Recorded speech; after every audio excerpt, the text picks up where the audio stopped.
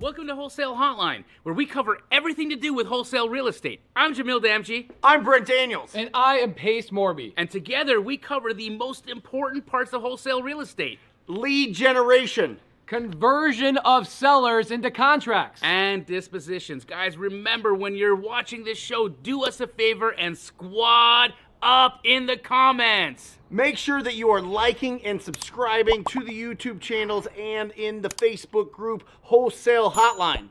Most important, we want to know we're doing a great job for you and helping you build your business. So go give us a review on iTunes and or Spotify. So squad up and enjoy the show!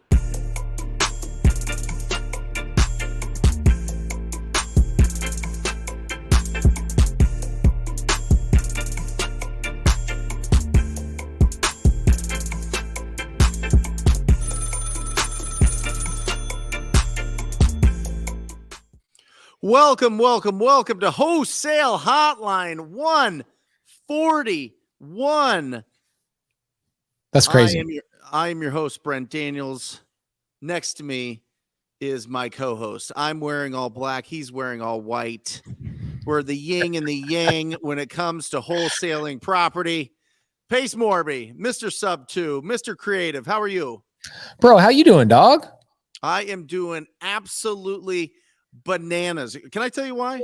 Let me just drop this on you guys. So next week, from the 2nd to the 8th, I go to Playa del Carmen with my wholesaling company, right? All 10 of us are going.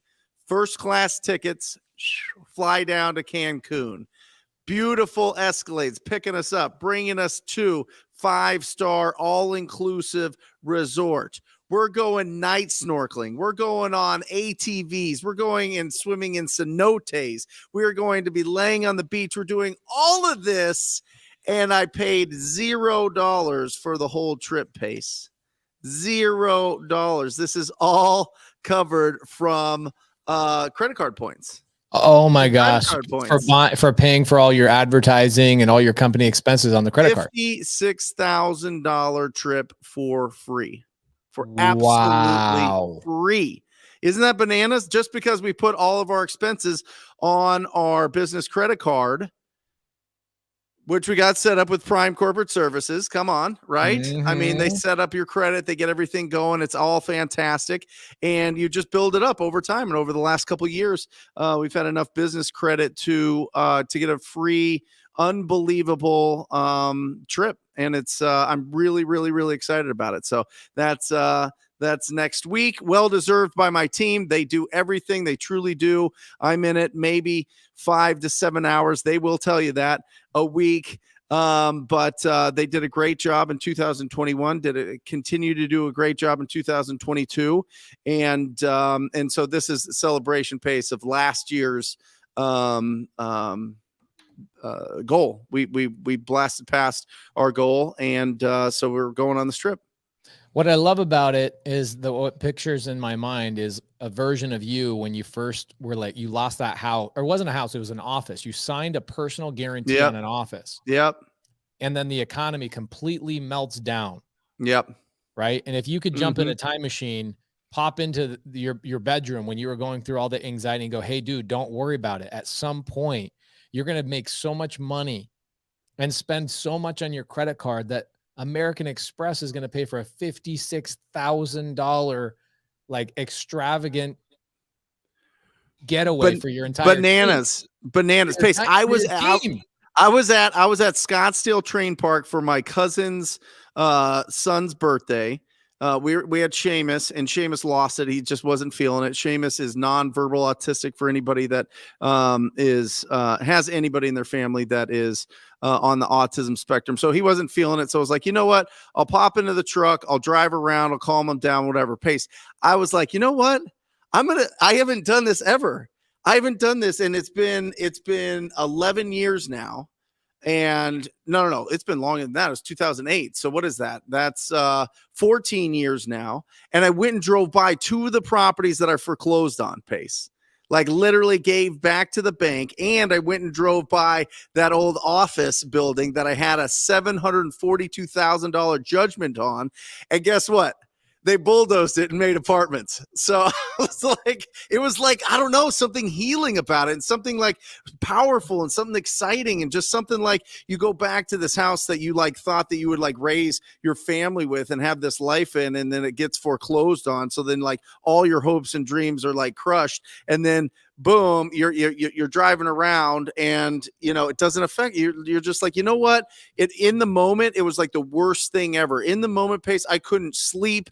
I had to take like prescription sleeping pills at the time, which would totally go against all of my like, I don't know, my energy. It just like made me kind of a shell of a person to now what this business, what wholesaling and just finding discounted property and what real estate business does. I mean, it's absolutely incredible. So, I mean, it really tapped into why I have so much love and respect for everybody out there that's making strides and growing their business themselves. And I just love the community, and I love what we do. And I love that we have the ability to tell these stories, and it's incredible. It's really, really, really incredible. I love it. I love it. Here's a great one. Tammy Thomas, she says, this is my first time here. What is the format? Is there a Q&A about wholesaling? Yes, that is what this is all about. So throw your questions in the side comments. I'm going to answer one of my favorite people's questions right out of the gate. Ingrid Hernandez, we love you. If you foreclose on a property in an LLC, what happens to you, the person? So let me rephrase her question. She says, if you get foreclosed on due to defaulting on a property that you own in an LLC, the bank comes back, takes the property back from you, and you own that property in an LLC, what happens to you, the person? It depends. Okay. And what does it depend on? Recourse or non-recourse loans. Okay. So this is why I tell people, go to myinvestorloan.com. You can go and get a non-recourse loan. A non-recourse loan means there's no recourse. They're not coming after you. They're taking the asset back, right? The debt service is being covered by the cash flow. They invested in the deal, not in you as the individual. So if I go down to Bank of America, or I go to Chase or Wells Fargo or Rocket Mortgage, I'm not getting a non-recourse loan. I'm getting a recourse loan, which means there is recourse in the event of a default. So if I fail, if I get injured, if I get abducted by an alien and I can't make those payments anymore, they got to come back and take that property back from me. That means myself, in a recourse loan, you sign a personal guarantee, even if it is in your LLC. A non-recourse loan with no personal guarantee means that nobody's coming after you. So typically what I do is if I do go get a loan on a burst strategy deal, right? That's when I would typically get a loan, is I go to myinvestorloan.com, or I go to, there's Ingrid, we've brought in other lenders into our mentorship. You've met them. Tanya Turner is one of them. She's really, really good.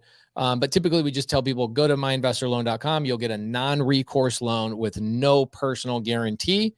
That means if you get foreclosed on, they take the property back. You walk away scot-free, no issues. Yeah, there's 12 states. I'm looking it up now, Pace. 12 states that allow non-recourse mortgages. Here's another question. Do you guys have a Alaska, preference? Arizona, California, Connecticut, Idaho, Minnesota? Hold on. Oh, I just lost it. I'll get to it. Keep going, Pace. Do you guys have a preference on which real estate license is the best? That's an interesting question. I don't think I've ever had that question asked or posed to us. Is there a different type of real estate license besides real estate agent, real estate notary? Maybe that's a licensed individual, and a licensed escrow officer, a loan officer, an underwriter. I'm not quite sure of the question. But if you're talking about a real estate license, the only real estate license I'm aware of is actually there's two: a real estate agent's license, okay, and then also a broker's license, the ability to be a broker in residential real estate, okay? Oh, commercial or residential. Okay, that's it. That's an interesting one. So now the question is not about which license is better, it's which strategy is better, right? Because if you choose one strategy, you can't choose both real estate licenses. You have to choose the strategy, and then in conjunction, you have to have the license associated with that. So the better question is, should I go with commercial or should I go with residential? Very interesting question. I love this question. I was on a phone call today.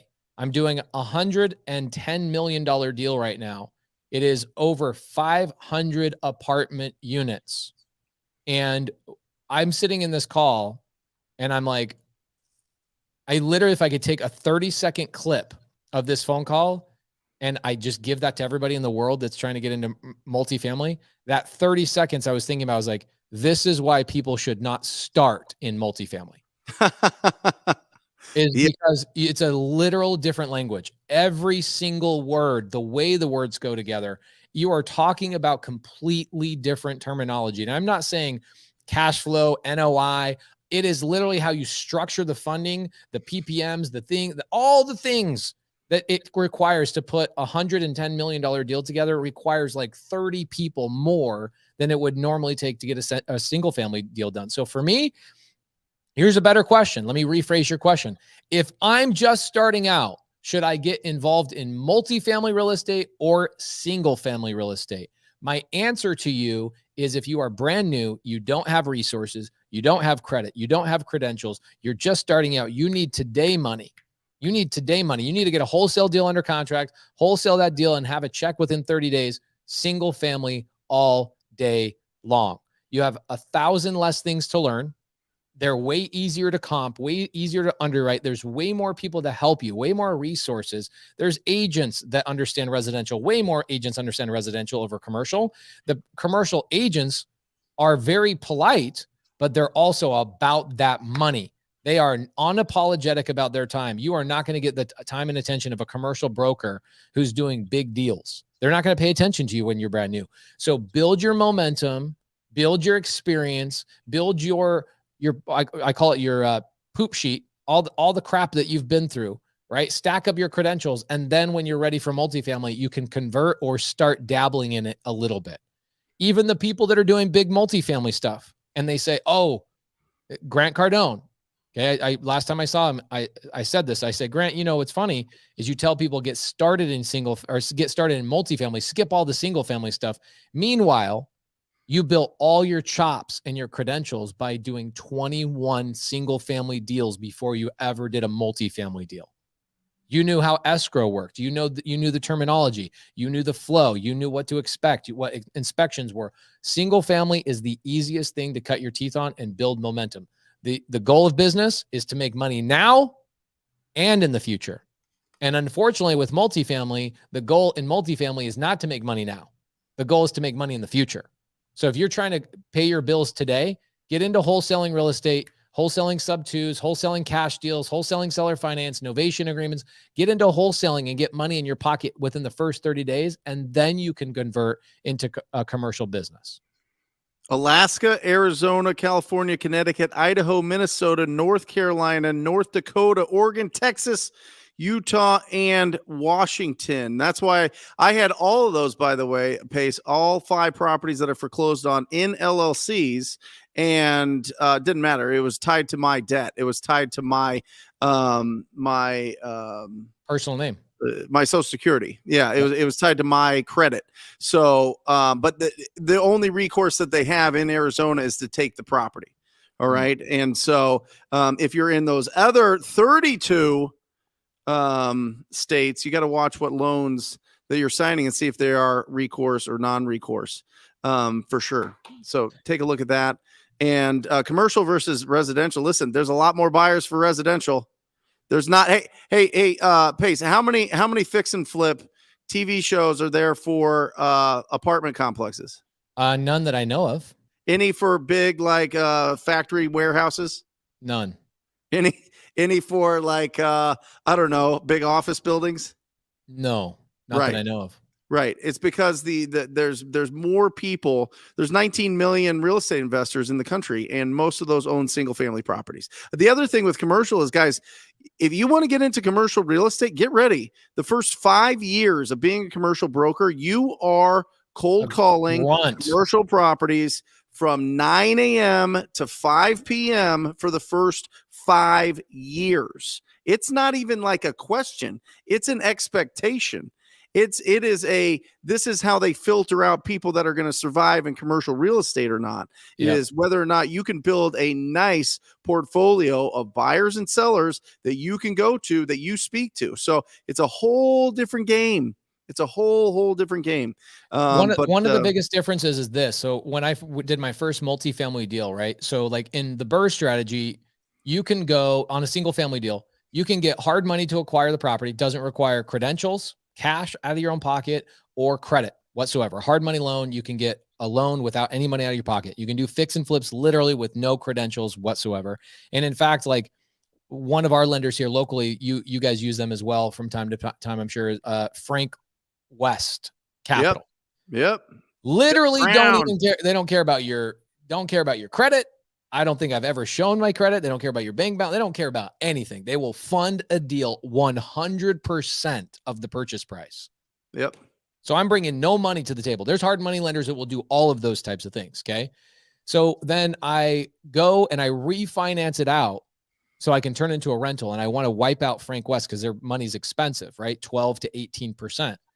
So I go down to like a Tanya Turner or a myinvestorloan.com or one of these other lenders. They will give me a DSCR loan, which is a loan that essentially is based on the asset, not on the individual. So I can still get refinanced out with a lower interest rate, with permanent 30-year fixed debt, with no credit, no credentials, and very little cash, if any, out of my pocket. Residential real estate is highly competitive with lending. There's so many lenders involved in single family that there's just a plethora of opportunities. And when there's opportunities, that means there's competition. And when there's competition, that means there's lower rates. There's better programs for people that are new. Commercial, here's the biggest difference. What I found out when I started getting into a lot more multifamily this year, we will acquire over 1,000. There's Jamil. Jamil made it. Hey,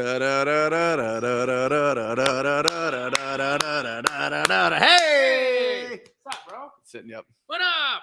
What up? Okay, so here you go. So Norma is debt service coverage ratio loan, DSCR loan. Okay, so here's the thing: when you go get a commercial loan, here's what a commercial lender is going to require from you. Let's say I want to go do a $10 million deal.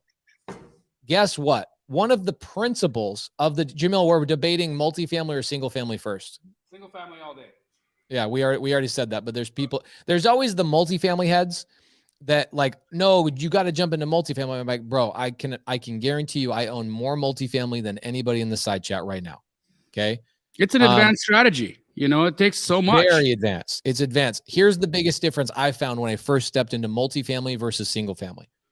Okay. Single family, getting loans, getting capital, super easy. Boom. Understandable. There's so much resources available to you. There's meetups available to you just about every night of the week in your local town for single family stuff. Okay. Your private money lenders, when you want to go find private money lenders, your uncle, your brother, your cousin, your uncle, monkey's uncle, whoever it is that you borrow money from, there's way more people that will lend money to you in single family because the lenders, private money lenders, understand the strategy as well. When you go into multifamily, here's the two biggest things that will kick your butt. You want to go buy a $10 million apartment building? Guess what? Somebody in your group of principals, the people who are going to own the deal, has to have a net worth equal to or greater than the purchase price. Okay, so if I go get a loan for $10 million, how much does my net worth have to be? $10 million. Okay, Jamil and I were just doing a multifamily deal 5, 6, 7 months ago. The lender reaches out to all of us and go, hey, I need your net worth statements. I need to see all the assets you own. I need to see all your stuff.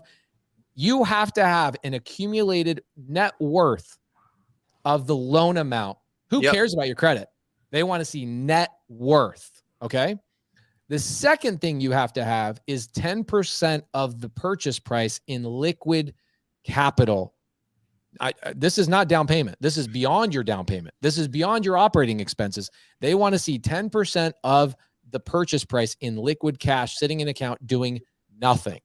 So when people go, I want to get started in multifamily, I'm like, okay, what you just told me is you don't want to get started in multifamily. You want to learn how to raise a lot of capital, and you want to learn how to attract key principles that you can use their net worth statement in order to get a deal done, because that's the only way you're getting a deal done in multifamily.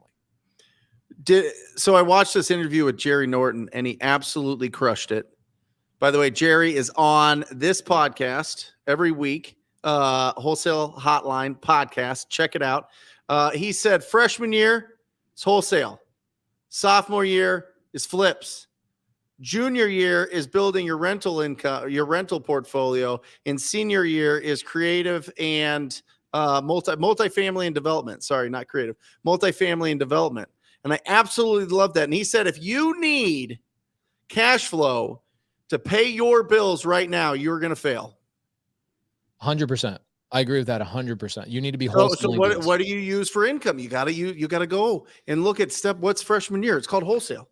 Yeah, it's called wholesale. Going out and building a nice, healthy, heavy bank account from going out there and solving the problems of individual property owners and the cash buyers that are looking for those deals. Yep, 100%. Isn't that great? The beautiful thing about what we do here, guys, is that when you learn the basics of wholesale, you can apply that strategy to multifamily when you decide or when you have the chops to actually get into that world.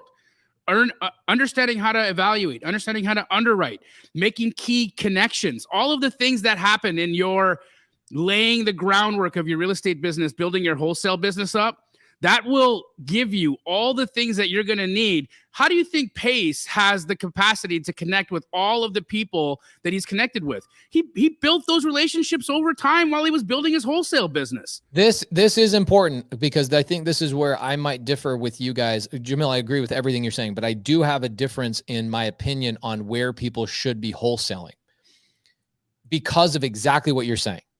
All right. Because when you're wholesaling, you're not just wholesaling. What you're really doing is you are accumulating key relationships you will use the rest of your life. So if you start wholesaling in Ohio, but you have no intention at any point of holding property there, I feel you're doing yourself a disservice, because the relationships with the title, escrow attorneys, probate attorneys, all these people that you're really building, right? Wholesale is more than just, I need cash today. Wholesale is, I'm building key relationships I will use the rest of my life. So if you're building relationships with escrow officers, private money lenders, this, that, and the other, all this kind of stuff over the years of wholesaling, and you want to convert and go into multifamily, but you decide I'm going to go into multifamily in a different market because their rental laws are more favorable than where I'm currently wholesaling, I feel like that's almost starting a business entirely fresh with new relationships. You're going to need boots on the ground in that local area. My personal opinion. So I tell people, that, can you wholesale in California? Absolutely. We have a lot of people. Scott Oots making $800,000, $900,000 a month wholesaling deals in California. But guess what? He doesn't buy and hold in California. He went to Houston and Dallas to buy and hold. And when he did that 2 years ago, he had to restart all those relationships. Can it be done? It's happening all the time.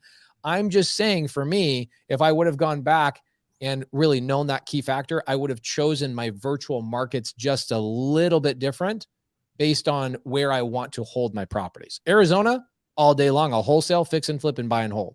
Okay. California, I'm going to wholesale. I'll even fix and flip in California. I've got one going on right now, but I don't want to buy and hold there. So for me, I would focus my time and energy in areas of wholesaling, in areas that I know I'm going to want to buy and hold at some point. Love it. How's Canada, by the way? Fucking cold. Yeah. Already? Language. Sorry, sure guys. Is. Already? Oh, man, it was. I mean, I got there. It started snowing. I'm like, what the heck is happening here? It's October. Yeah, it was cold. It was amazing though. It was my in-laws' 50th wedding anniversary, and everybody, like my whole wife's family, all came out in droves. It was phenomenal. It was an incredible party, just full of love and all happiness. It was truly a magical time. I'm happy to be back, though. Happy to be back. I'm really looking forward to. I've got a challenge coming up starting tomorrow. The Mr. Moneybags challenge. Let's go. If you guys are having a hard time right now finding buyers for your deals, tomorrow is going to change the game for you. Is that who Mr. Moneybags is? Yes, the Monopoly guy. Is it the cash buyers? That's who they are. They're Mr. Moneybags, and they're ready to spend some money with you, aren't they? So what are you going to find? We're gonna help you guys find your buyers in today's market, right? So the buyers that you might have been wholesaling to months ago, they may not be in the game right now. They may be sitting on the sidelines. They may be doing other things. They may be trapped in projects. There could be things going on, and your current buyer pool has dried up. And how do I know this is happening? Because some of the most advanced wholesalers in the nation have been DMing me and reaching out, asking for help. And if they're asking me for help, I can't imagine that you're not having the same problem. And that's the reason for the challenge. So that's going to start tomorrow. And then we have Nightmare on Deal Street on Friday. On Friday, in person. I am so pumped for that. I've been getting blown up from people. People are coming from all over the country to come in and hang out and do this live day of calling. It's going to be fantastic, man. And then Pace and I are going to Boston. When? On Saturday. Fantastic. It's just crazy. Trick or treating. How many days have you slept in your bed in the last 3 weeks? I don't know. I don't think I have. I don't think You've been on a whirlwind tour. Yeah. The TV show ended, and then our lives began. That's what we do. Okay, so this is a great question for you, Jamil. What does no exclusivity mean on JV deal contracts? Great question. So, Lewis, exclusivity means that you're the only person marketing the deal. Right. So if you try to give an exclusive option or an exclusive JV contract with somebody that you're just beginning a relationship with, it's very unlikely that they're going to want to do that because you're tying their hands, right? You're tying their hands from even marketing their own deal. You're essentially saying, hey, I want to be the only person marketing this deal. I don't necessarily feel that exclusive options or exclusive JV agreements are the best for everybody in the situation. I think leaving it open and letting everybody do their best to go out and try to get the buyer, I believe that's the best way to approach it. The one thing I would never want is if I'm helping JV a deal and I'm busting my butt trying to sell it, but I just can't find a buyer. Meanwhile, my partner or my acquisition wholesaler who has the deal under contract is stuck not being able to do anything because I'm exclusively tied to this deal. Mm-hmm. And then, the deal ends up canceling. That's sucky, right? I think wholesale is a meritocracy. You have to perform. You got to show up and do the job. And that's why I think these exclusive contracts, they're kind of lazy, man. You're asking somebody to marry you and put all their eggs in your basket. And I don't think that's necessarily the best way to go. It's too much. And it makes you as the wholesaler lazy and just hoping that they're going to take care of it for you, as opposed to going out and proactively finding and building these relationships. Nobody will care. I've said this before and I will say it again and I'll say it again and again and again. Nobody will care about your wholesale deal or your contract as much as you ever. Nobody will care as much as you. Keep that in mind. Look, my company is built on being that helping hand, the people that can help you move your contract. But we weren't out in the streets knocking on the door, getting the deal under contract. We weren't out there pounding the pavement, doing the thing with you. You were. So you have to remember that. And you got to have that responsibility that even though people are helping you sell your deal, you got to bust your butt and do it yourself as well. And the first to win gets it. In this market, the more people pushing, the better on these deals. For the most part, Ingrid, we do non-exclusive. There's going to be some franchises that are going to prefer exclusive agreements, and I can't speak to that. Every franchise is independently owned and operated, but for the most part, we do non-exclusive. We just want the deal to get sold. We're here to help. This is a good question. I like this one. Yo Knows Best says, how effective will current comps be since the housing market price point changes so quickly? I'm going to tell you guys from a fix and flip standpoint, I am looking at any ARV and I'm taking 20% off every ARV right now. Nobody wants to hear that, but it's true. Interest rates are climbing again, 0.5% in December minimum. They are going to climb again in February, another 0.5% minimum. We have yet to even experience what is about to come. Did you guys hear about Open Door? What happened? Open Door. Close their door? Oh my gosh, bro. This is such a great article. I got to pull this up. Open Door. I don't know why I've never thought of that. That's wonderful. Open Door lost $175 million this quarter. Wow. Yes. This quarter. Wow. I was on Phoenix. I was on here it is. Let me show it. Yeah. They no doubt. I'm pulling up the article right now. I'll give you guys the link too. This is a great article. I mean, this you got to figure out what this means to you as an individual, but this is not good for anybody really. When you look at this, okay, open door. This presents an amazing opportunity for us, and you guys need to just understand that first and foremost. It's an amazing opportunity. So full screen layout. Let's bump this up just a little bit so we can all read it. Open door. Business model flaw drives losses of 42% in just August deals. Okay. Open Door Technologies reported its loss of 42% of transactions. It will lose as much as $175 million in adjusted earnings before taxes, depreciation. In the third quarter. In the third quarter. Of course, Open Door didn't respond to this, but they have also a $62 million fine from the FTC for misleading consumers. The company reportedly pitched potential sellers with misleading and deceptive information, with most customers making thousands less than they would have with a more traditional approach. Interesting stuff.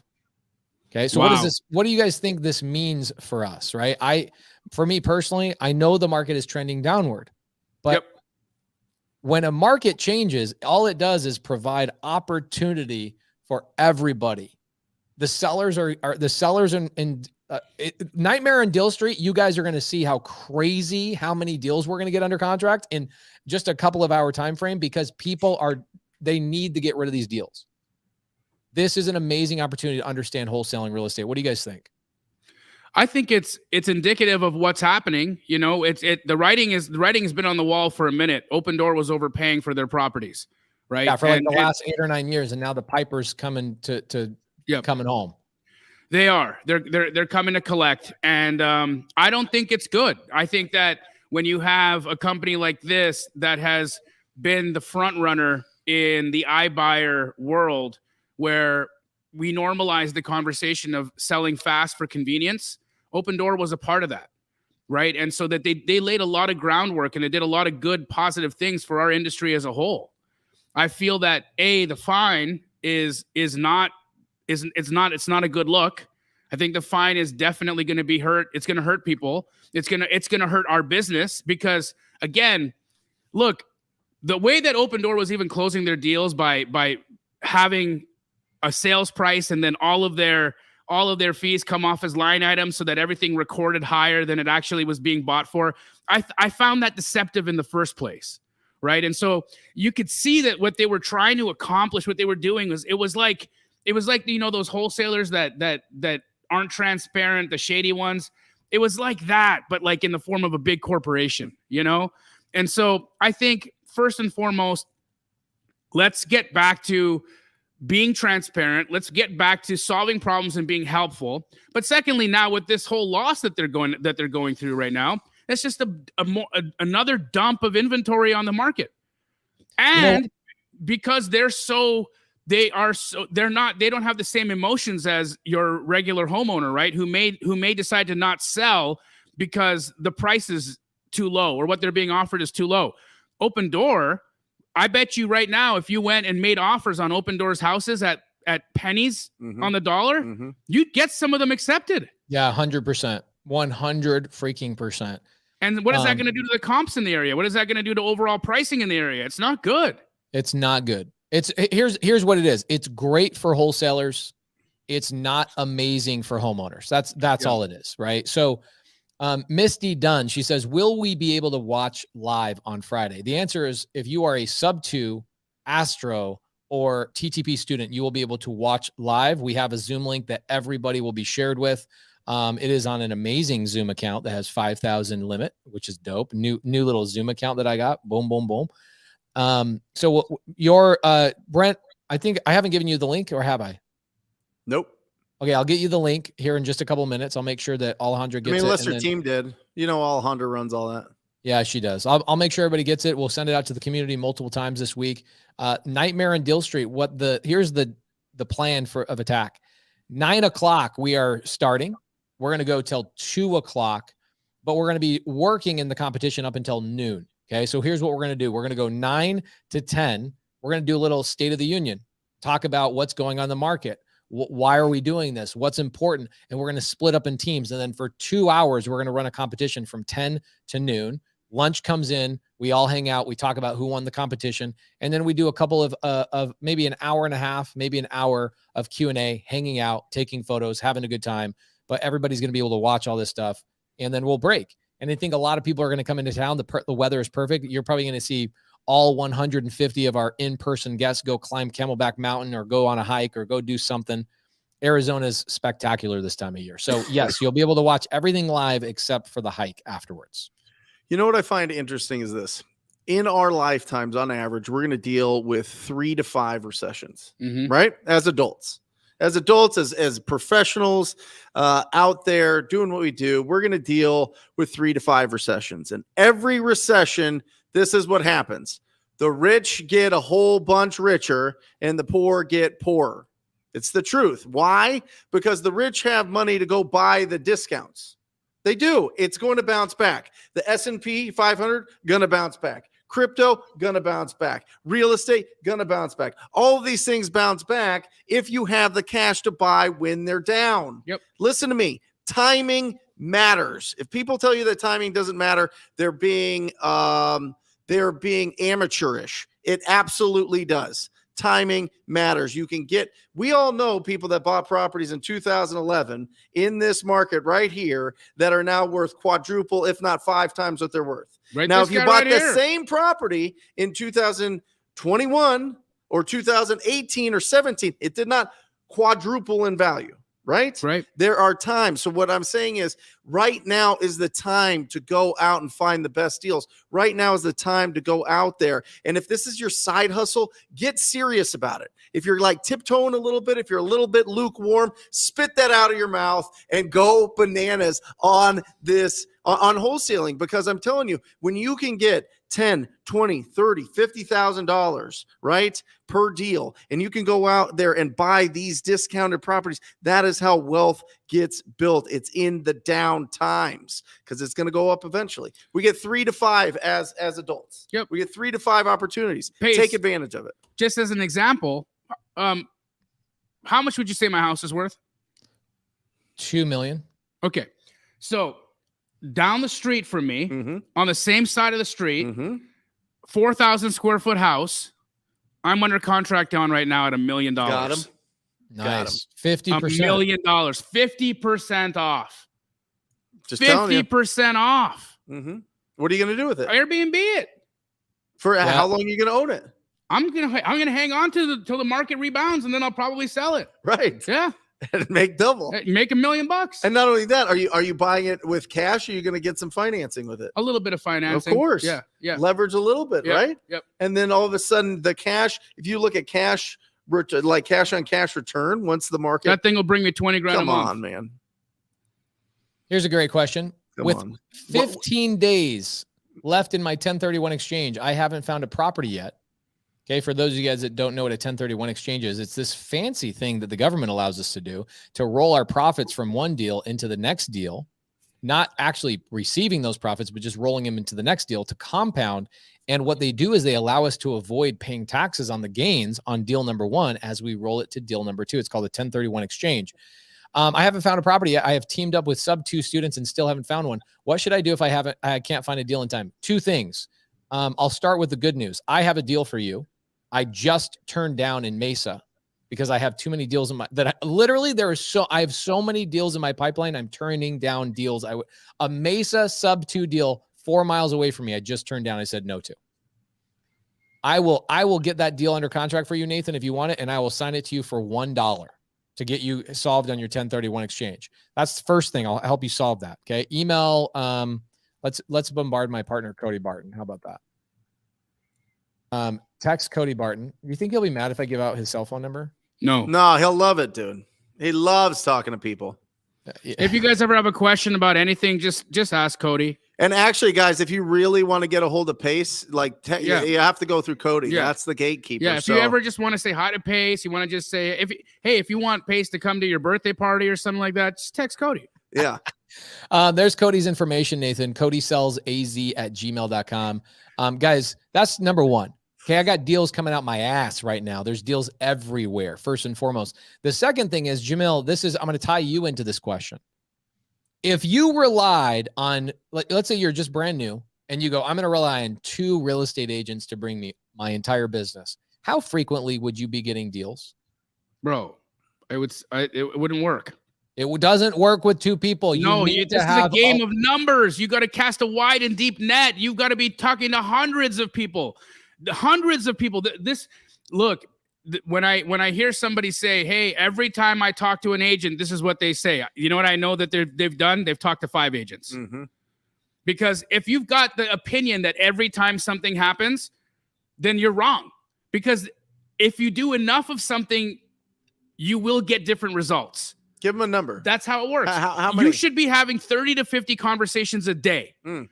That is how you build a business. What if you're part-time? What if they're just doing it in between? Half it. Just build it. Look, for a full-timer would be doing 30 to 50 conversations a day. Okay. Mm-hmm. If you're a half-timer, go half of that. Easy. There you go. Chris says 40 contacts a day. Absolutely. Where can they get the scripts on how to communicate effectively with agents? There's some people on here that are 17 years old, 18 years old, 19 years old. They've never talked to a real estate agent before. I've got old challenges on my YouTube channel, guys, that are available. The Secret Agent Challenge 1, Secret Agent Challenge 2. You got multiple opportunities to get different scripting there, to hear how different people approach. You can pick a style that more suits the way that you talk and communicate, and then run with it. Guys, just listen to the way that Jamil does it and do it. He's the best of the best. Hey, Maj, if you want a seller finance or sub-2 deal, all you have to do is open your mouth. I love you. I really do. I genuinely love Maj. He's amazing. He's a vegan, and this dude is almost as shredded as Brent Daniels. He's freaking I'm tough. sure he's way more shredded, bro. He's tough as nails. I am sure. I can tell you, Maj, you spend more time asking technical questions than you do networking with people, and that's your biggest problem. Okay. Less technical, more relationships. Less technical, more relationships. I have never made $1 in my life without another human being involved. Never. Paralysis by analysis. It's real. If I know the equation requires more humans equals more money, not more questions equals more money, then I would spend my time building more relationships to get more money. That's it. That's my thing, Maj. You need to be making friends. And then just like Jamil teaches with agent follow-up, Jamil, if you reach out to one agent, you develop a relationship, and then you just sit there, let's say 100, you get 100 agents. Okay. And you call them all one time and you go, I did it. I did agent outreach. I have 100 agents all in my phone. And then you sit there and you twiddle your thumb and wait for them to sell you deals. Is that the equation? No, you've got to, you contact them once, and then you follow up again, and you follow up again, and you follow up again, and you do it on a cadence of every week to 2 weeks until they tell you to stop or they give you something. That's what it is. Be relentless with your follow-up, guys. Nothing happens in one contact. They'll get mad at you. Absolutely. So what? Let them get mad. Look, the only reason they get mad at you when you contact them and ask them if they've got something to sell you is because they're lazy and they ain't doing nothing. That's why they're mad. They're mad because you're reflecting to them their laziness. When they say, stop it, leave me alone, it's because you're reminding them how much they're failing at their job. So remind them again. Jamil gets hammed when he goes to Canada. He got a little bit of that Calgary in him right now. Got that dog in him. Because I eat them. I eat them ketchup chips, bro, and there's something in that red food coloring, I think. So good. Not financial advice says, how in the do you manage 40 contracts a day? It's not 40 contracts. One at a time. 40 contacts. Yeah. Okay, Jamil, is a contact a 15-minute phone call, or what does a contact typically consist of? Let's say I already have 100 agents. Mm-hmm. Okay. Am I reaching out to all of them every day? You already answered that. You said every couple of weeks. But when I reach out to them, is it a 15-minute phone call, or is it sometimes a 1-minute phone call, or a text message, or an email, or a DM? Like what does that consist of? So the initial outreach is always going to be a call. And you want to try to limit that call in time. Some agents are going to want to talk your ear off. They're going to try to stay on the phone with you for 20 minutes. Have an out. figure out a scripted out that you've got to. For me, I like to pretend someone's trying to get my attention. So I'm like, oh yeah, hold on. Yeah, okay, sorry. Hey, I got to run, but why don't you do this? Save me in your phone as Jamil has the cash. Do it right now. Jamil has the cash, and I'm going to keep following up with you until you got something. Cool? Done. So I instruct them what to do. I tell them what's going to happen. I'm laying out the foundation of what this is going to look like for the next little while. I'm going to harass you, and you're going to know who I am because you saved me in your phone as Jamil has the cash. And when I harass you, you're going to understand how serious I am about doing a deal with you. And when that deal presents itself, we will do business. That's it. You know what we should do? We got that's a great question and a great answer, Jamil. Thank you. Sebastian says, hey, everyone, I'll be in Phoenix this Thursday. We're gathering before the Keegley meetup to be able to network longer if someone is around. Amazing. 2 p.m. on Pedal House. So here's what we're going to do. I'll get the list of everybody that's been approved for the golden ticket event. I'll make sure everybody gets together in like a Discord or a Slack or something like that so they can communicate with each other. So you guys can network because you guys should be networking at the Keegley meetup and the people that are coming into the golden ticket event, which we have deemed this month called Nightmare on Deal Street. You guys should be coming out of that meetup with 150 contacts, At 150 least. friends, right? Yeah, not only that, they'll be at the Keegley office. They can connect with folks at Keegley. They can get a rep there. I mean, guys, there's so much that you can do when you're here. That meetup it's all Pace on Thursday night at the Keegley meetup. Pace is going to be doing a whiteboard session of creative finance. What are you charging at the door? Oh yeah, it's $1,000 entry. It's free. What? Yeah, and we'll feed you. That's crazy. It's Keegley meetup, Keegley.com/meetup for the details. Come on over, hang out with us, guys. I'm going to be breaking down how much time do I have? Because you know me, I go so long. 2 hours. 10 minutes. Yes. Yep. Tell them 10 minutes. You have 2 full hours. I want you to split people's brains open. Okay. Love it. I'm excited for it. I love it. Okay, cool. He'll just be going. He's gonna Friday. He is going to. I know he's gonna keep. It's gonna keep extending into. It's gonna be Friday tense morning. in your parking lot. It's great. Guys, this is it. It's gonna be phenomenal. I'm excited. There's so many people that need to hear what you have to talk about, Pace. The strategy that you teach, it's dominating our current market space. It's incredible. He's gonna show you guys how to leverage creative finance in this shifting market to your advantage. Amongst other things, I'm sure he's got a host of things that he's going to want to talk about that I don't know of. So make sure you show up. If you are coming to Nightmare on Deal Street, come to the Keegley meetup. And guys, I've been getting a lot of DMs from folks who don't know what to do. Pace, can we put the address of Keegley up? It's 1050 West Washington, Tempe, Arizona. We sure will. Justice, the answer is actually doing deals. That's the answer. Bro, you just stole my thunder. I got you, bro. Okay, so it's the truth, though, bro. Have you guys ever walked in? Okay, you'll understand this, Brent. Have you ever walked into a locker room that hasn't been cleaned in like a month and it's just putrid, stinky? Yes. Okay, it's just gross. Like football equipment hasn't been washed. You're just like, yes. Whoa, that's what a normal RIA smells like. Okay. Oh wow. In my mind, okay, in my mind, it not literally because the first time to me, it's where like the professors hang out that have the theory of real estate and not actually run and do real. Like the professors teach business, but they don't do business, right? Mm-hmm. The realtors that say I've been a realtor for 30 years when they introduce themselves, it's like I didn't ask you how long you've been a real estate agent. Those are the people that hang out at RIAs typically. Now, there's some RIAs Jamil and I have been to when we're going around the country that I'm like, wow, these RIAs are unbelievable. So most of the RIAs we've seen are diarrheas. Oh my gosh. So it attracts a different type of personnel. Okay. So here's the thing. The people who are running the meetup, okay, typically the people that are running the meetup create a culture inside of their meetups. For us, we're all three doing a lot of deals, buying real estate, fixing and flipping, wholesaling a ton.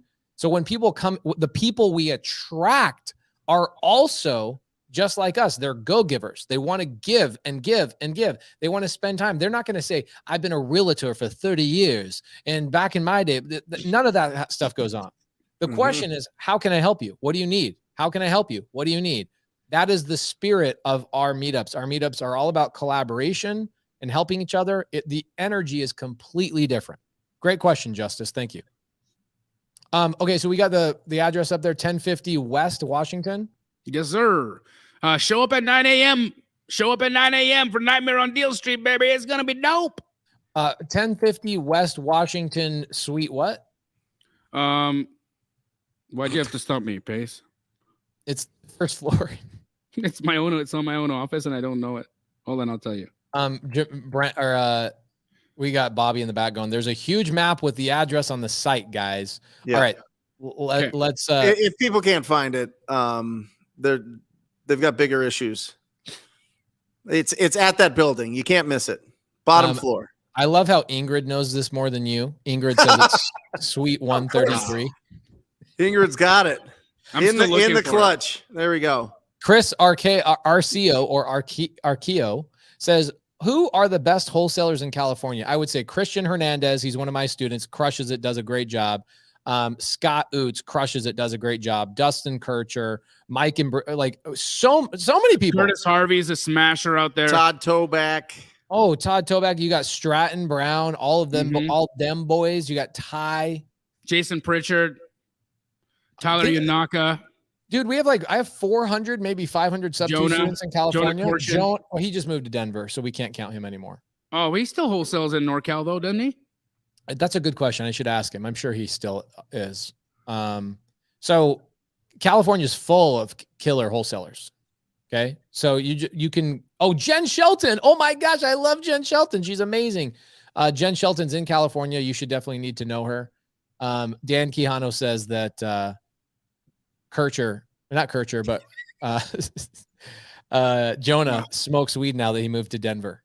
It's legal in California, Daniel.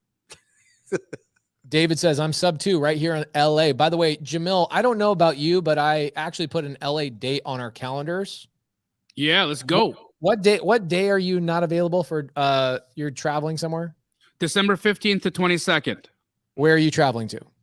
I'm in Mexico. Okay. We got to figure out a different date then. Okay. I got to change it up. I put it up. Oh, Richard Knowles, my boy. Richard Knowles is a great wholesaler in California, also works for Twitter. And his partner, unbelievable boys. There's so many people that are amazing. Tia Campbell-Peterson, who we love and adore. We get to hang out with her all the time. Dude, we could go on for hours with all the people in Cali. Amazing. All right, here's one. TJ Miller. What up, guys? I actually closed my first creative transaction, although it wasn't off market and I didn't wholesale it. It was definitely did the biggest commission I've ever made, all thanks to y'all. Boom. You're welcome, TJ. Just make sure you send us 10% of that, all right? Each. This is a good one. The Footman's says, never paid for a course. Go check out Flip with Rick. Rick and his son have a free online course that others make you pay thousands for. Well, that's good. Those guys are great guys. They're awesome. So thank you so much for giving us that information. How are they making money? Are they selling affiliates or what are they doing over there, Footmans? Yeah, they do. Oh, they do? Affiliates. Yep. Okay. Because I thought that was like their whole thing of like, we don't charge, we don't make money from any of this information, any of that kind of stuff. I know that Zach's one of the biggest affiliates that Batch has. Oh, dope. Okay, cool. Good for him. Love that. Yeah, no, guys, if you like those guys, go with those guys. Yeah, those guys are great. They're smart guys. They're smart guys. I love it. Okay. Luis Sarti says, is Nightmare on Deal Street full for showing up in person? Yeah, dog. You should have been involved in that a long time ago. Okay. When we announce stuff, sells out, books out immediately. That's a free one, by the way. Invite Zach Ginn and his dad out. We would love to have them. They're awesome guys. That one's a free one. So we'll exchange free content. That one's an in-person live calling agents, locking up deals in person. Would you call it a boot camp? No, it's not a boot camp. I'd call it a boot camp-ish, boot camp-ish. Or an intensive. What Friday? Yeah. It's called a regular Friday. Oh, there we go. What are we talking about here? There we go. It's called doing your job. It's called waking up and winning in the morning. How about that? It's called going out and having quality conversations with people. It's called building a unbelievable pipeline of opportunities. That's what that's called. Boom. Yes, I love it. So unfortunately, guys, the nightmare on Deal Street, we talked about it 3 weeks ago before we announced it. And we told you guys to jump on it immediately. And if you didn't jump on these things, they get booked out immediately. Like literally, we invited people from all over the country to this, 150 people. That's how big our office can fit. Maybe 200. Maybe we should do another one of these like in February. And it's like, we love deals or something like Valentine's Day theme type of thing. And we could maybe pack 200 people in there. But if we talk about it, you got to jump on the waiting list immediately. Can y'all do something like Nightmare on Deal Street on the East Coast? Honestly, we would love to. Okay. We're going to be in Boston on the East Coast coming up pretty soon. Okay. We've got Pace and I we're planning to take America by storm over the next few months, guys. So you'll be seeing a lot of us in a town near you. Here, I had this thought today. Bradley Austin, he says, please have Zach back on here. We'd love to have Zach back on here. Zach's smart, sharp cookie. His dad's awesome. They're great guys. I've been on the podcast. Jamil's been on the podcast. They're good guys. We like them. Same. And, to kind of re-comment on that, courses are fine and dandy, right? Like there's lots of information out there, but understand that what we do here it's not courses. Okay. We're community builders. These are families. All right. If you look at the number of sub-2 students who do deals with sub-2 students, it's insane. You see the number of people that are in astro flipping doing their first deals with other astro flipping students. It's crazy. Same with TTP and crossing over. In fact, Pace and I are now putting out a new Saturday mindset Zoom where it's going to be astro and sub-2 students together. We should actually get some TTPers in there to kind of round that out and make it just one beautiful big mind meld. But like, this is what we're talking about, guys, building community, building relationships. This isn't about courses. So if you're thinking that, wow, look at these 3 guys standing there for 90 minutes talking about wholesale real estate so they can sell a course, you've got the wrong idea, bro. I don't think we've ever talked about selling a course on any of our 140 episodes. Never. But it's just interesting that's the comment, What we had, so I was in Orlando a couple of weeks ago. We had the massive meetup. Me and Jerry had 350 people show up to a little teeny house. Cops got called on us. It was epic. It was like some high school shit all over again, right? Like we're just out there partying with our community. And somebody comes to the meetup and they whisper in my ear, like, how do I join your course? And I was like, I don't have a course. Like, what do you mean? Aren't these people all your students? I go, no, this is my family. These are my people. This is our community. I don't have a course, but thank you so much. Like if you think that's what we're doing here, that's not what we're doing. But I understand it. That's the old way of doing things. I totally get that a lot of people are kind of still stuck in that mindset. We're reinventing and pressing the reset button on the entire industry. Just FYI. Okay. Are you coming to Northern Cali? Jamil, are we coming to Northern Cali? Hell yeah, bro. Let's go to San Francisco. Bro, I'm trying to tee you up for Fresno. Yeah, we're going to Fresno. That's Central California. Not really, bro. Nobody thinks of Fresno as Central Cali. I think so. I mean, LA is Central Cali. Yeah, I'd say Fresno is probably Central Cali. So, guys, we're going to be in Fresno. Do you remember the date? November 17th and November 18th? 17th, 18th, correct. Okay, guys. Yeah, it's already sold out. It's a sold out meetup. So if you guys haven't already got a ticket there, I wouldn't bother. You want to see something kind of cool I made? Or maybe you don't care? I want to see. You do want to see it? Yeah. Okay. I'm going to show you this cool little meetup thing I created because I get so many people that ask, like, when are you guys visiting my town? What's going on? And so what I did, and I get so many people at DM me go, when are you coming to Miami? And I'm like, what? When am I coming to Miami? Let me tell you a little something. Okay. When are we coming to Miami? Dude, here's what we did this year. Arizona meetups. We probably did 15. San Diego did 3 meetups this year. Dallas 3, Miami 3, Orlando 4 times, Bahamas, Boise, Idaho. Bro, we've been done Boise, Idaho a couple of times this year. Houston, LA, Vegas. We've been in Vegas a ton this year. Montana, Coeur d'Alene, Idaho, Fort Collins, Colorado. I did that one on my own. Coeur d'Alene, I did on my own. San Antonio, Atlanta 5 times. New York City and New York one were amazing. We did Birmingham, North Carolina, South Carolina, Chicago, and all over Florida and Texas like you wouldn't believe. Here's the upcoming stuff. Keighley meetup, Okay, I'm going to give you guys a copy of this sheet right now in the comments so you guys can see when we're doing our next stuff. But you will also see, I'm going to update this every single week. You will see at the bottom here, here's all the stuff we have coming up. Here's the Eventbrite for Fresno. By the way, it's November 19th to 20th. Jamil's wrong. Okay. But I thought you were right. I'm doing another golden ticket event on the December 16th, talking about the paperwork and all that kind of stuff. Wonderful. I got to change this because you can't make it here. Correct. I was thinking, I'm just going to say sometime in December. Early December. Let's go early December. Early December? Yep. Okay, we got to figure that out then. So maybe somewhere in here somewhere. Bro, I'm excited for LA. You know, we've got hitters out there in SoCal. You won't be able to make it to Hawaii if I go to Hawaii? When are you gonna? I'll come after. How long are you gonna be there for? I can go whenever I want. I own a wholesale business. I can. So I have to be at that wedding. What's the date? December 15th to the 22nd. Then I'm free game. Okay, so if I go to, maybe what we do is we do LA like the 23rd. Would you be down for that? Like 23rd? Heck like yeah, bro. A Christmas Eve type of thing, like some vibes in Cali. Yeah, bro. We do the 23rd, not the 24th, because that's New Year's Eve, but we do the 23rd, and then I fly out to Hawaii from the 23rd all the way to like January 5th or something like that. Yeah, I'll probably come out. I gotta get Charisma's schedule and see what that all looks like, but I'll try to make it out to Hawaii. Okay, cool. So guys, here's the spreadsheet, the Google sheet. You guys can take a look at it. Here's the cities and states that we're trying to hit up here pretty soon. Check it out.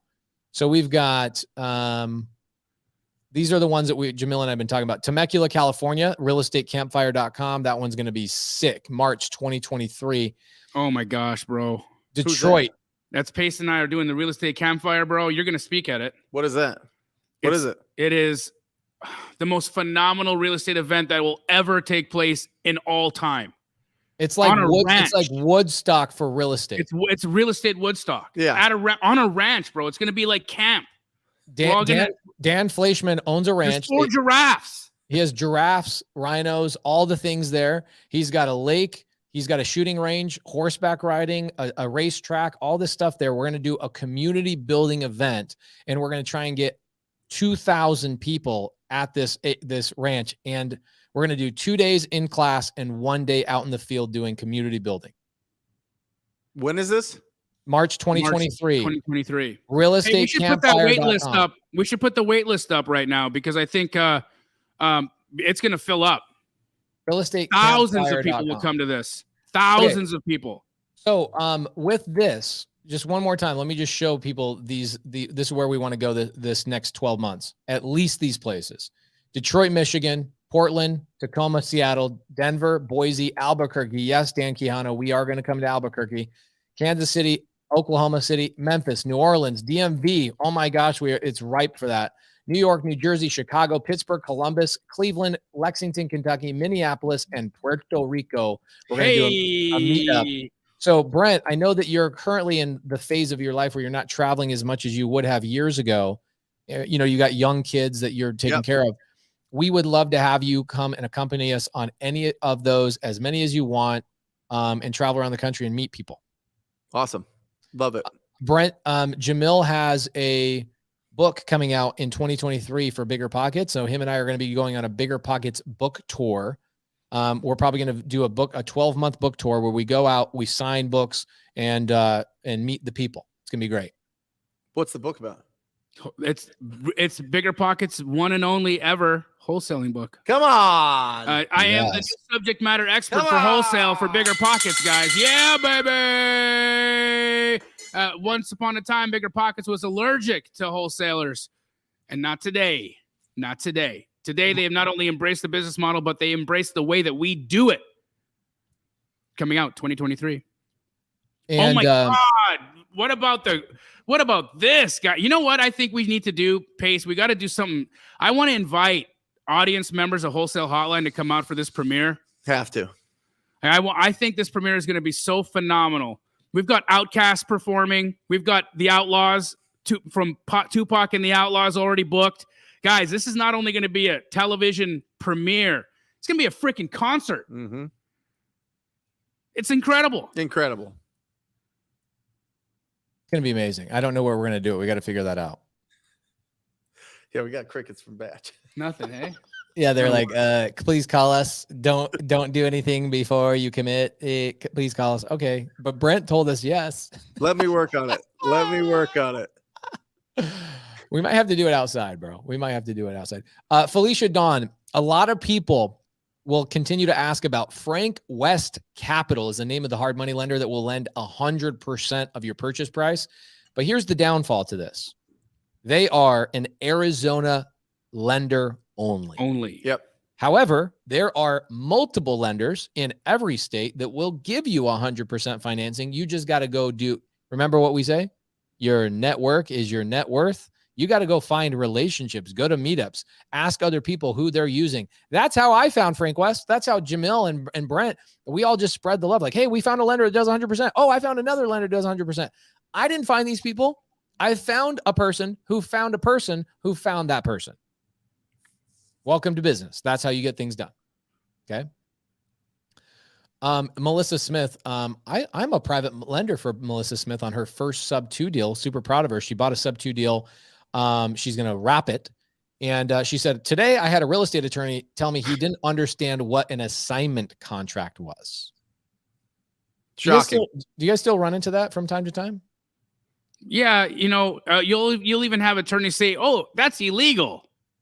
Listen, people who don't understand stuff, right? It doesn't mean that they're bad. It just means that they're not equipped, or they don't understand what this modality or this instrument is. That's okay. My suggestion: find another attorney. You don't want to have to go and teach this person how to do their job. You want to go find somebody who does this job at a high level, because if you work with inexperienced title people and inexperienced closing attorneys, they will blow up your deal. Yeah.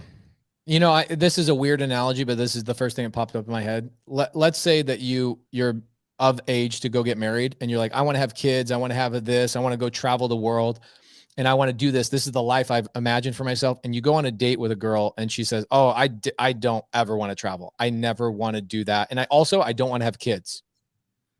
What do you do? Yeah. You say, thanks. Let's enjoy the meal. And that's the end of it.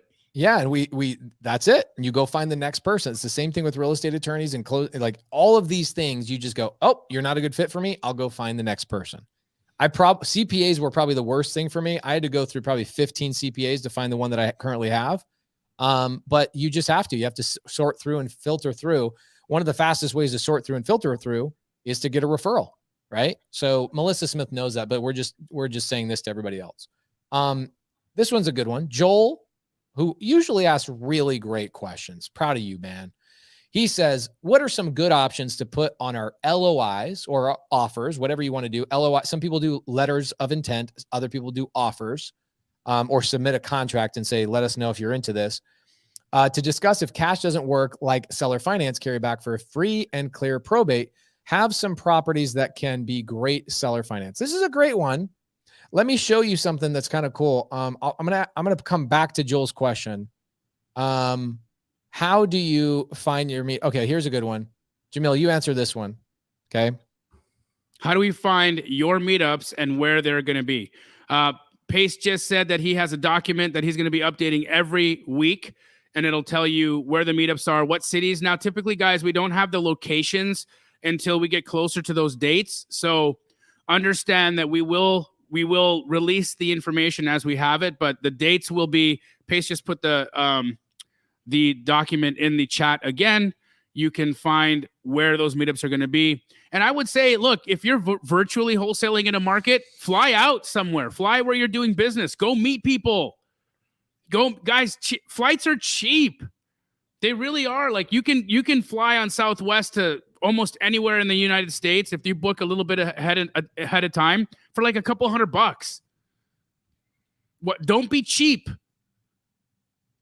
Go places, do things, meet people, network, grow your business, be a big boy, big girl, and talk to people. You want to see some big boy shit? This is what I do when I work with probate attorneys. Okay, this is a really great example of how to present offers with multiple different ways of doing a deal. Okay, this is actually to a probate attorney. Okay, Giancarlo. And I said, here is my assessment of this home. You guys can see this or no? Yep. Okay. Here's my assessment of the home. I said, Giancarlo, I apologize. This is to the attorney. I immediately went down to Eloy a few days ago, got caught up with Zoom meetings all day, which is a surprise, surprise. Here's a Dropbox link for you and the seller, right? So I'm talking to the probate attorney about the deal. I took a few photos and about 50 to 60 videos, blah, blah, blah. Here's my assessment. I talked about the area so he can be educated when he talks to his seller. My price assessment after a renovation, I break down what my price assessment would be. And then I say, here are my suggestions. 1, list the property with an agent, highest price, longest time, most management, most risk. You see how I'm giving the option to them and simplifying it before they even have to read anything about it? Mm-hmm. They're going to go through option 1, then they're going to go through and they go, oh, partner with an investor. Guess what? That's called a novation agreement. Okay. Partner with the investor, decent price, no management, less risk. I'm not going to say the word novation agreement, but I'm going to explain it. Sell it outright to an investor. So this is a cash offer right here. Lowest price, fast, zero management, zero risk. Sell it to an investor on owner financing, highest priced, longest time, minor risk with security. And which one do you think they chose? Well, it always just depends on the needs. There you go. Every single time I present those 4 options, every single time I say, go with a real estate agent. You're going to get this. You could partner with me. I'll do the renovations. You don't make me buy the property. We go and we partner on the deal. You'll make a little bit more money. I'll take the risk.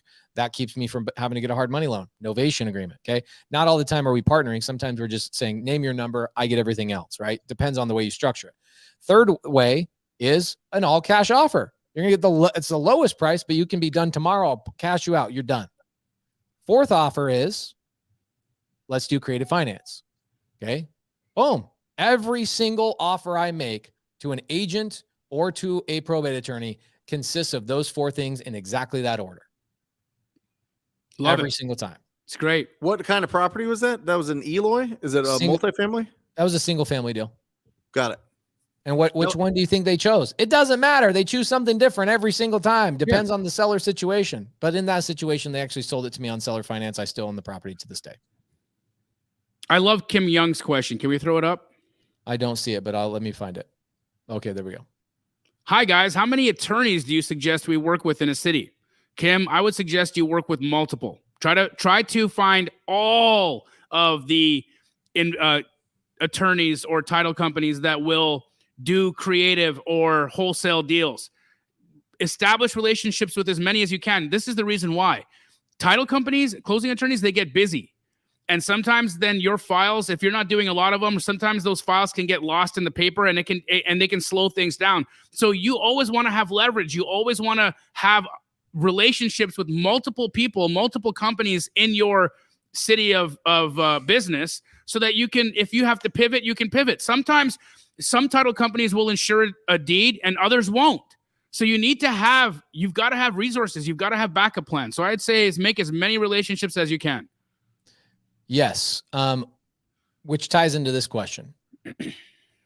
What keeps all 3 of you motivated when things aren't going the way you want? Each other. Okay. Each other.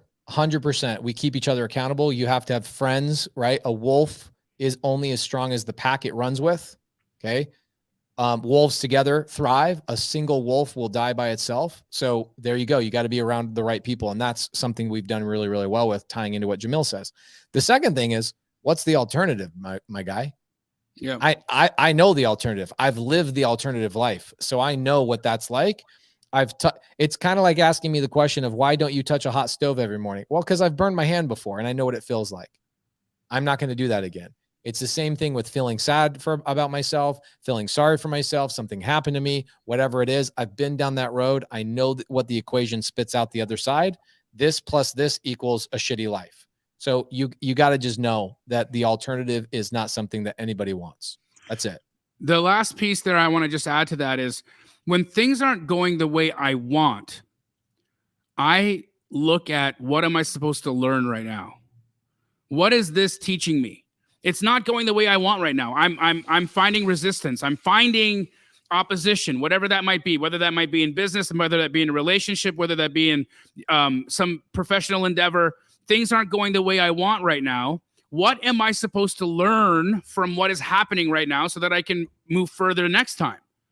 And understand that there are so many gifts in your breakdowns. There's so many gifts that you can find when things aren't going your way. But instead, what do we want to do? We want to look away. You want to look away when it's not going your way, but that's not the right way. Look deeper. When it's not going your way, find out what's happening inside you, what's happening around you. What do you need to adjust? You are attracting the problem. So stop attracting the problem. You have to figure out what's going on so that you can find a different opportunity next time. It's all about what's going on in you. I'm telling you. Feed the monster. Feed the monster. The monster's name is potential. Feed it. It feeds off of winning. That's it. That's what potential feeds off of. And winning is not, everything was perfect and your business just flew off and there's no bumps in the road and you got every deal and everything was going on. You only fail when you stop. You're always winning. Every single day that you're taking action and learning, like you just said, you are winning. Feed the monster, because people don't have that monster. Not everybody has that monster inside of them. Not everybody feels like they have that huge potential. The people in this audience, the people that we speak to, the people in our community, the people we hang out with, all have that monster inside of them. All of them know that they got that dog. They got that fire. They've got everything that they need to be able to be successful. They just need to be pointed in the right direction and let loose. So just feed the monster, feed the potential that you have inside of you that you've always felt since you were little, or you wouldn't be here. You wouldn't be thinking about being an entrepreneur. You wouldn't be thinking about building wealth. You'd just be one of the people that loves chilling in a dark room, playing video games and watching whatever. It's the truth. Go out and take action and feed that monster what it needs. You know, these Harvard scientists, they did this experiment where they were trying to figure out what the effect of climate, like all of the stuff in the climate, carbon dioxide, all of the emissions, all the nasties that's out in the climate right now. What's the effect that it's having on the growth potential of trees? So what did they do? They were like, okay, well, let's try to figure out, let's plant some of these trees in this like closed ecosystem, a vacuum, okay? And let's make the conditions perfect. Let's have no toxicity in the environment whatsoever. Okay. What do you think happened to those trees? They died. They died, man. They died. They died. Yeah. Because they had no wind. They had no resistance. So they fell right over. Wow. That's really good. You need it. That's growth. Change hurts. Yep. That's why it's growth. Growth hurts. If you're the person that you want to be today, then you don't need to change. But if you want to be something else or you want to have something else, then you have to change. Yes, it sir. Is what it is. Edgar says, Pace, can we use the same idea of offer presentation with 4 options to sellers directly? Would it be beneficial? Yes, it is 99.9% of the time it is beneficial. Sometimes you will run into somebody that's like, this is too many options. Just submit me an offer, and they'll be rude to you. And then you'll second guess your entire life. So 99% of the time, the answer is yes. Corey says, can we get an offer of that offer script? The answer is no. I give that to my sub 2 students only. I'm very sorry. It's a secret weapon. You gotta be trained to use it. So I don't be handing out loaded guns without training. You know what I'm saying? So here we go. Johnny says, that's exactly why I signed up for the October 28th event. I've fallen off and I feel like this will get me right back on track. Guys, it is perfectly okay to have fallen off. Whenever somebody comes up to me and they go, I'm lost, I'm stuck, I have fallen off, I've lost track, I've lost my way, whatever the thing is, that's not what I'm hearing. Every single time I hear you say, I don't have any other motivated friends. I am in this alone. You know, Pace and I got to hang out last week with some people who are making $1 million to $2 million a day. A day. Think about that. We are each going to stroke a check for $100,000 each to be in a mastermind, where literally the threshold to be in the mastermind is $50 million in net worth or more. Why do you think we do that? You get around people who vibrate away, you start vibrating that way. Yeah, it's inevitable. It is. Every single dollar I have made in my life, I attribute to the people that are around me. Every single one. So maybe I should write you guys some checks. Here's a good one. Brent Daniels has been doing some Novation training lately. What's the name of that website again? Novationtraining.com. Yep. What is it one more time? Novationtraining.com. Okay. Pisces. Yep. I hope it's not pissy, because I bet you'd be in a really angry mood if you were always pissy. I think it's Pisces. Pisces. Can I wholesale a Novation deal, Brent? No. Well, you're in a relationship now with the seller. Whether you're putting in investment into that property or not, you have set a ceiling on what you're going to give that seller, and you're going to sell the property for more of that. So, I mean, you could assign anything. I just don't know who would buy it. So, I mean, the answer is yes, but I don't know who would. Came in late. How would the conversation go when networking with attorneys, seeing as though it is supposed to be illegal for attorneys to make referrals? It's not attorneys. It's not illegal. It's not illegal. I mean, I've got some of my best attorneys from other attorneys. Man, these when people don't understand something, they say it's illegal. Attorneys can absolutely make referrals. They do it all the time. Brent Daniels. It's like something that makes people cringe. They go, Yeah. "Oh, I think that's illegal." Yeah. You could literally just say that about anything. Yeah. Yeah. You know what I mean? Yeah. Working out. Oh, that's illegal. Having a beard. Ew, illegal. Illegal. Yeah, it might be. Some places. Somewhere. Oh, man. Brent Daniels, what type of property is the best to start wholesaling? An ugly one. I knew you were going to say that. No, listen. The biggest pool of buyers is going to be for single family. Correct me if I'm wrong. Single family properties that are probably a 3-bedroom, 2-bath, a starter home, where there's the biggest pool of traditional buyers going to purchase that. So that's where people are looking for. That's like the bread and butter of our business. That's why you hear a lot when you see the little acronym 32 SFR. That's just a 3-bedroom, 2-bath, single family residence, right? And so that's typically, the kind of the starter that you get into, and the bread and butter, and where most of them are going to be.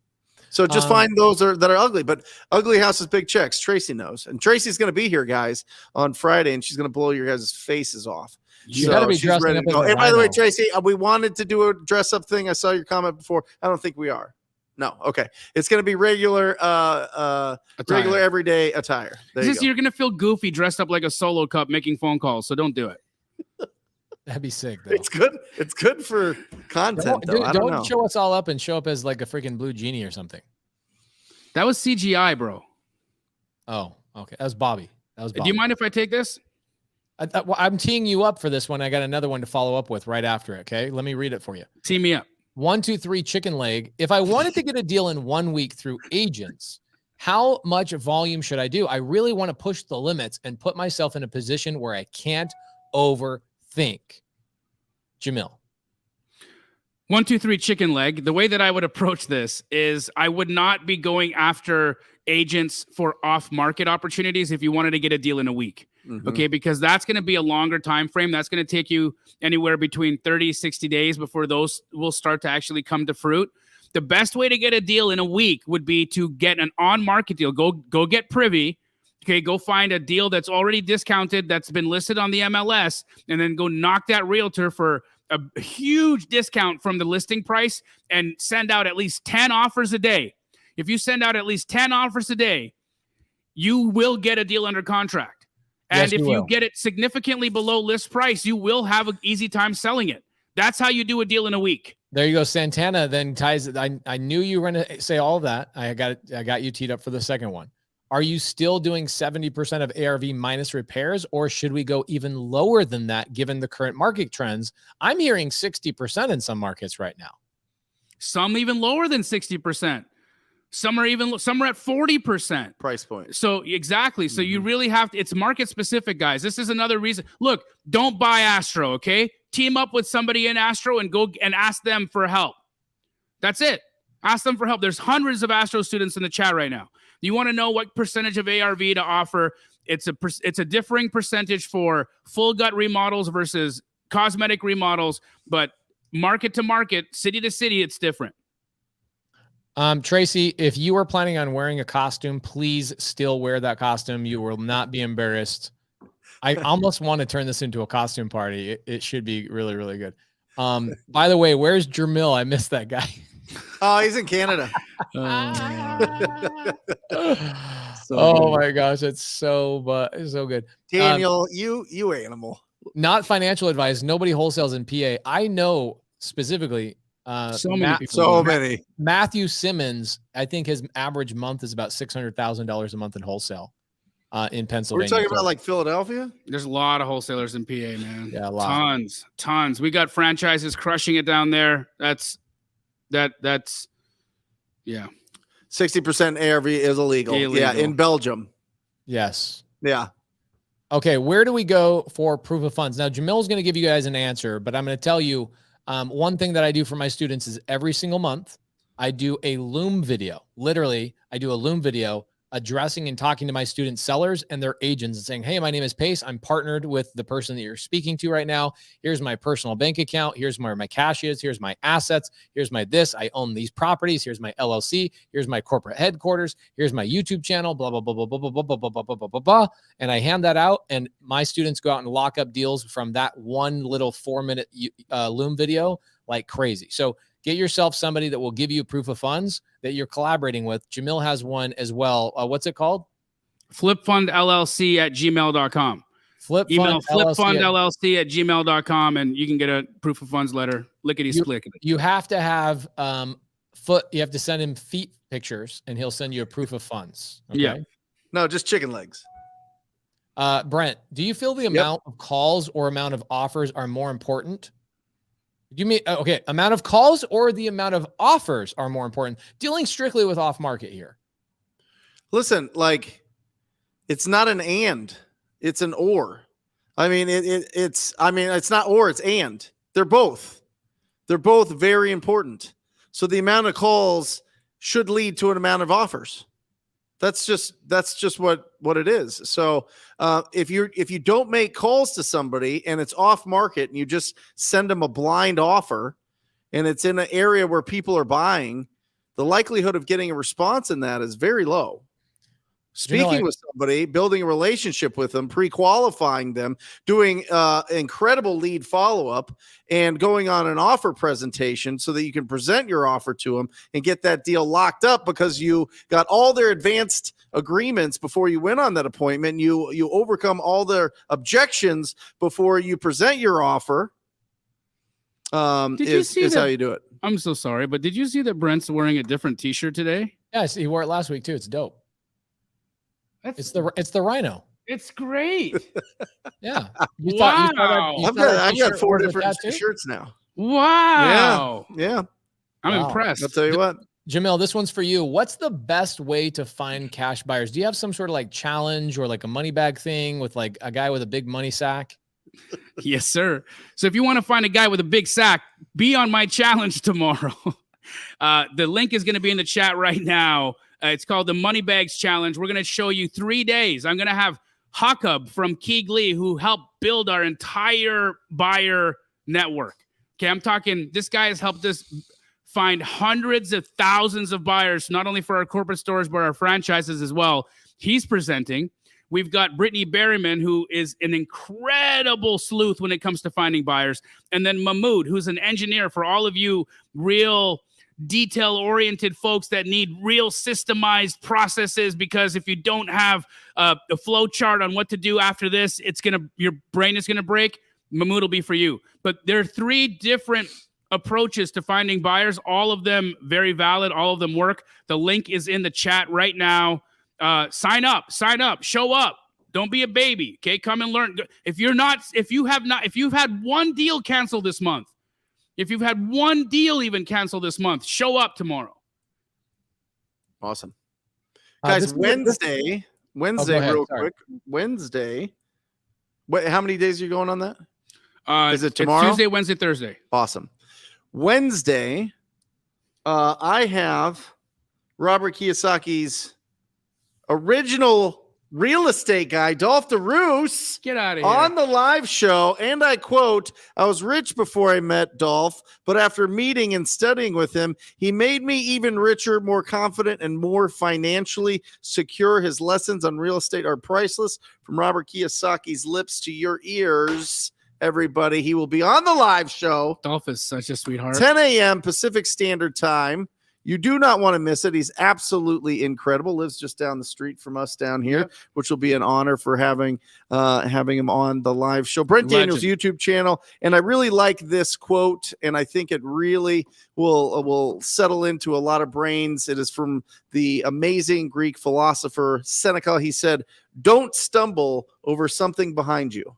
Oh, I think we can all listen to that, and I think we can all let that marinate inside of our beautiful, brilliant brains and really understand that we can't change it. that reminds me of another great saying. Mm-hmm. I don't hate problems. Yeah. I hate the same problems. That's it. Pace Morby. There you go. Thank you. Where'd you hear that? That's a good one. I watch you, bro. You consume my content? Of course, I love you. Thank you. Also, guys, if you're not subscribed to Pace's YouTube, if you're on Brent's or mine, Pace is like this far away from hitting 100,000 subscribers on his YouTube. Get to his page right now and go subscribe to his page. You get so much incredible content over there. Let's get him to 100,000 subscribers tonight. Tonight. Everybody rush over to Pace's YouTube channel and subscribe now. Thank you.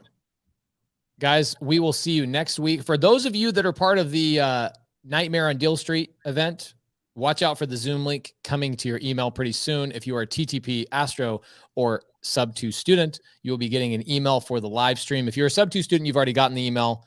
You got it this morning. I sent you guys a Loom all about it. So we'll see you guys on Friday, and then we'll see you on next week on Wholesale Hotline. What episode is going to be next week, Brent? 142. 142. We'll see you guys. Have a happy Halloween. And for those of you that are in Boston, we will see you guys at the Boston meetup. I believe it's on Saturday, maybe Sunday. I can't remember, but we'll see you guys in Boston. Later. Or just say squat up. So squat up and enjoy the show. Yeah. Yeah. Okay. 1, 2, 3. So squat up and enjoy the show. What are you doing? I didn't say nothing. Why? I don't know. Okay. So squat up and enjoy the show. Cool.